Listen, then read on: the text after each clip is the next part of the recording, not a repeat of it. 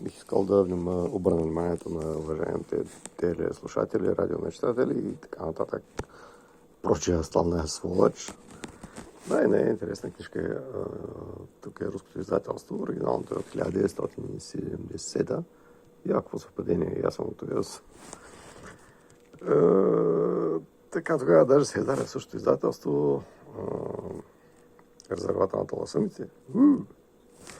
И някаква си сборник, който се казва Физическа болница, в който има английски, полски, български и други автори. Но това няма никакво значение. Ставаше въпрос за тази книга, която е Time and Again, която е followed by From Time to Time. Книгата е следната. Автор е Джак Фини. Действието се развива в Манхатън. И не беше това цялата идея. Цялата идея беше, че съответно името на книгата съвпада с една книга на Клифърд Саймък, Time and Again. И един интересен диалог.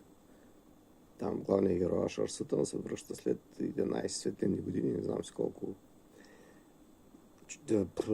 земни години, и намира една цивилизация, която състои от симбиотични абстракции.